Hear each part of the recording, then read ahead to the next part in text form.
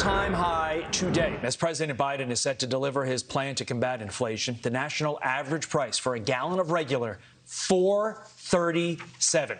Tony Salas, the co-founder of the Greater Houston Trucking Association and current president of the Texsupply Chain Coalition, joins us now. Tony, are you expecting anything of substance to be announced by the president today? Yeah. Hi, Todd. Thank you for allowing me to speak on behalf of the trucking industry and independent truckers.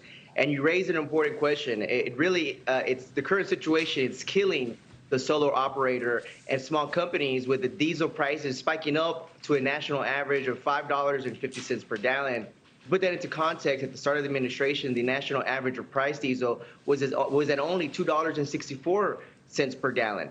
That is a 108% jump in fuel prices. So this administration has been focused on the wrong issues, like we've seen them litigate mask mandates on airplanes instead of real bread and butter issues like the cost of living index for working Americans. So what is your message to this White House? What steps do you want them to take beginning today following President Biden's speech?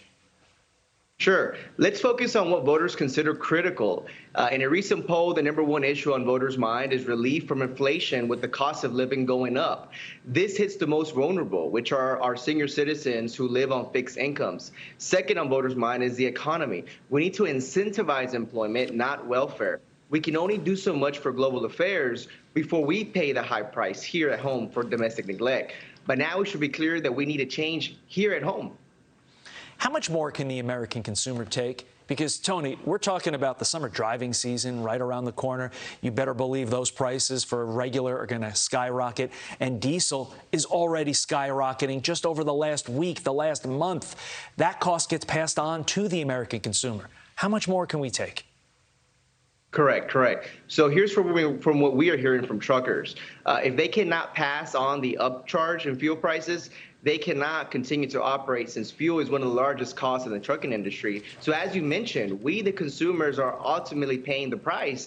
And I don't know about you, but filling up my vehicle with gas is not at $50 a gas tank. And to be honest, I've never in my lifetime seen this kind of runaway fuel prices. And like you mentioned, we have not hit the summer peak season for gas prices when families take road trips. So it's something that we should really sit down and consider a real solution. It literally has gotten worse over the last week. I was shocked when I went to get gas the other day. I thought, it's bad, and it's getting worse. Tony Salas, thank you very much, sir.